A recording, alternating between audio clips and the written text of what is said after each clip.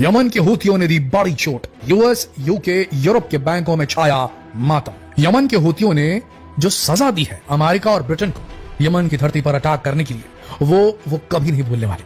जी हाँ दोस्तों, बड़े पैमाने पर यूके और यूएस की शिप्स पर हमले होने की वजह से मैरी टाइम ट्रेड में जबरदस्त लॉस हो रहा है अमेरिका को।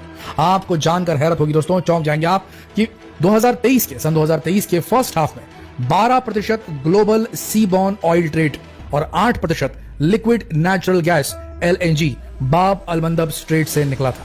और ये कुल मिलाकर जो ये माल था, ये 8.8 मिलियन बैरल ऑफ ऑयल और 4.1 billion cubic feet of LNG per day था। इस मात्रा में बाब अलमंदब से जो एनर्जी की चीजें थी, फॉर एग्जाम्पल ऑयल और लिक्विफाइड नेचुरल गैस, ये सप्लाई किया जाता था एशिया से यूरोप तक। लेकिन बाब अलमंदब पर अब आ बैठे हैं हूती, और हूती ये सारी सप्लाई, सोचिए 8.8 million barrel of oil per day, 4.1 billion cubic feet of LNG per day, इतनी सप्लाई रोक देने से क्या नुकसान नहीं होगा? और इतना सारा माल अगर लंबी दूरी तय करके हूतियों के इलाके बाब अलमंदब स्ट्रेट में नहीं जाना है, तो अफ्रीका से केप ऑफ गुड होप होते हुए जाना, एक तो माल देर से पहुंचेगा, ऊपर से डबल कीमत में, ये बहुत बड़ी दिक्कत है। आपको बता दें, हर साल बाब अलमंदब से 17,000 शिप्स क्रॉस करते हैं और जाते हैं सुएज कैनाल की तरफ, जो कि एशिया को वेस्ट से जोड़ता है। लेकिन अब उनके ऊपर पहरा लग चुका है, दरवाजा लगा दिया है यमन के हूती विद्रोहियों ने। सोचिए कितना बड़ा नुकसान हो रहा होगा यूएस, यूके और यूरोप का। इंडस्ट्री की बात करें, मैरीटाइम ट्रेड इंडस्ट्री की, तो बड़ी बड़ी मेजर शिपिंग कंपनीज जिनमें से बहुतों का जो नाता है वो अमेरिका और यूके के साथ में है, जिसमें से डेनमार्क, AP, मोलर, मर्क और जर्मनी की हैपेग लॉयड, इन सब ने इस इलाके में, इस रूट में आवाजाही सिक्योरिटी कंसर्न की वजह से पूरी तरीके से बंद कर दी है। इससे ग्लोबल कंटेनर फ्रीट मार्केट जबरदस्त बुरी तरीके से प्रभावित हुआ है और शिपिंग कॉस्ट बहुत ज्यादा मात्रा में बढ़ गई है। कंटेनर रेट्स की बात करें तो नॉर्थ एशिया से यूनाइटेड किंगडम में जो कंटेनर भेजे जाते हैं उसकी कीमत रिकॉर्ड हाई टच कर चुकी है। इंश्योरेंस का कॉस्ट शिप्स का वो भी बढ़ा दिया गया। देखिए, जिस तरीके से आप नई गाड़ी खरीदते हैं तो साथ में इंश्योरेंस बाय करते हैं कि कुछ एक्सीडेंट हो गया, कुछ जो भी टूट फूट होगी गाड़ी में, तो उसका खामियाजा वो इंश्योरेंस कंपनी भर देती है। लेकिन दोस्तों, यहां पर जो जहाज जाते हैं एक देश से दूसरे देश, एक कॉन्टिनेंट से दूसरे कॉन्टिनेंट, उसमें करोड़ों का नहीं, खरबों अरबों का सामान भरा रहता है डॉलर्स का, और इनके लिए इंश्योरेंस एकदम जरूरी हो जाता है कि कहीं कोई नेचुरल डिजास्टर आ गया, कहीं कुछ हो गया, तो ऐसी स्थिति में इंश्योर करने से पैसा मर्चेंट्स का बच सकता है, तो इसकी इंश्योरेंस फीस ली जाती है। लेकिन जब से लाल सागर के अंदर हूतियों ने हड़कंप मचाई है, हल्ला बोला है, तब से जितनी भी इंश्योरेंस कंपनियां हैं वो इस रूट पे जाने वाली शिप्स, खासकर जिन मर्चेंट वेसल के लिंक्स अमेरिका, यूके या इजराइल के साथ हो, उन सब के लिए इंश्योरेंस की फीस बढ़ा दी है, जिसके चलते समुद्री व्यापार और भी महंगा हो चुका है। ये एक बहुत बड़ी चोट है जो यमन के हूती विद्रोहियों ने लगातार हमले करके दी है। इसके बाद बात करें ऑल्टरनेटिव रूट की, अगर रेड सी नहीं जाना है तो ऑल्टरनेटिव रूट है क्या? तो आपको बता दें, इसके लिए अफ्रीका जाना पड़ता है और ये हाई कॉस्ट डील है और ट्रैवल टाइम भी बढ़ जाता है। और आपको एक बात बता दें, यमन के हूती विद्रोहियों के जबरदस्त जो उन्होंने प्रोटेस्ट किया गाजा के लिए और जहाजों को रोकना शुरू कर दिया, उसके चलते पनामा कैनाल वहां पर सूखा पड़ चुका है।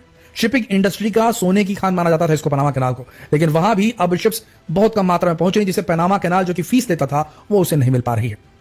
इस पूरे ब्लॉकेड में, जो कि यमन के हूतियों ने ब्लॉकेड लगा दिया है मैरीटाइम जो ट्रेड रूट पर, जिससे कि जो बोट्स हैं, जो शिप्स हैं, वो इजराइल ना पहुंच पाए। उसके चलते सबसे ज्यादा खराब अवस्था में, सबसे ज्यादा खराब या यूं कह लीजिए बुरी तरीके से जो मार खाया है इस बदलाव आने से, यमन के हूती विद्रोहियों के आने से, वो जो है 3 देश हैं। पहला इजराइल, दूसरा इजिप्ट, तीसरा यूरोप और मेडिटेरेनियन स्टेट्स।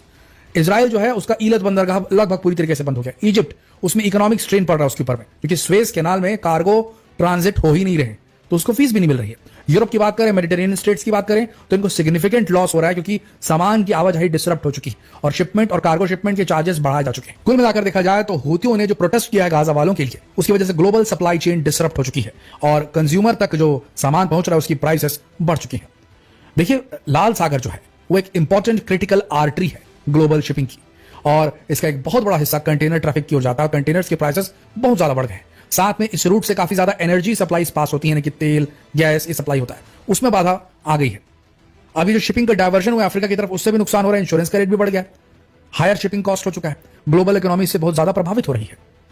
बात करें इजराइल पर इंपैक्ट की, इजराइल लिंक्ड ट्रेड पर इंपैक्ट की और वहां इंश्योरेंस के प्राइसेस बढ़ जाने की, तो देखिए, इजरायली कनेक्शंस के साथ जो शिप्स मौजूद हैं, जिनमें इजराइल का पैसा लगा हुआ है, ऐसी शिप्स लाल सागर में कदम ही नहीं रख रही है और जिस भी रूट से जा रही हैं वहां पर उनसे तगड़े अमाउंट में इंश्योरेंस रेट्स लिए जा रहे हैं। क्योंकि ये रिस्क काफी बढ़ चुका होता है। इससे नुकसान इजराइल का बहुत ज्यादा हो रहा है। ब्रॉडर कॉन्सिक्वेंस की अगर बात करें तो ग्लोबल ट्रेड और एनर्जी ट्रांजिशन में सबसे ज्यादा नुकसान हो। अटलांटिक काउंसिल ने इस पर एक रिपोर्ट जारी की है जिसमें हूती के अटैक के चलते स्लो ग्लोबल ट्रेड हो चुका है, यानी कि ग्लोबल ट्रेड जो है वो एकदम धीमा हो चुका है। एनर्जी ट्रांजिशन यानी कि तेल गैस इनका जो ट्रांजिशन इनका ट्रांसपोर्ट है वो पूरी तरीके से डिसरप्ट हो चुका है और ये एक important critical maritime choke point था। इसे बंद कर देने से कई देश प्रॉब्लम में पड़ जाएंगे, एनर्जी सप्लाई बुरी तरीके से प्रभावित हो जाएगी, ग्लोबल ऑयल प्राइसेस के भी बढ़ने के पूरे आसार नजर आ रहे हैं। कुल मिलाकर देखा जाए तो अमेरिका से यमन तक के अपना एयरक्राफ्ट कैरियर लेकर के आना, अपने बड़े बड़े डिस्ट्रॉयर शिप्स लेकर के आना, यूएसएस ग्रेवली लेकर के आना, अलग अलग शिप्स लेकर के आना, यह अमेरिका को बहुत महंगा पड़ रहा है। यमन के हूतियों को रोकने के लिए, उन्हें डेटर करने के लिए जितना पैसा अमेरिका खर्चा कर रहा है वो बहुत ज्यादा है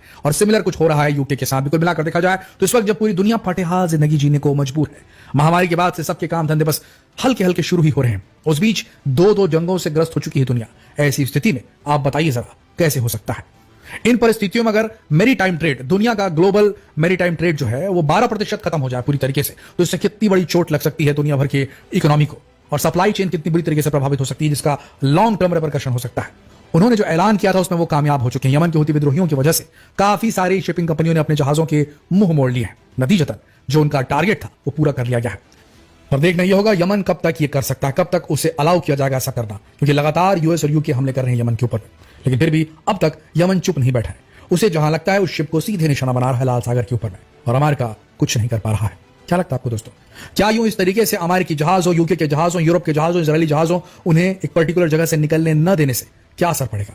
क्या यमन पर जबरदस्त हमला होने वाला है या यमन को काफी सीरियसली लेना शुरू कर देगी दुनिया? क्या लगता है आपको? नीचे कमेंट सेक्शन में लिखकर अपनी राय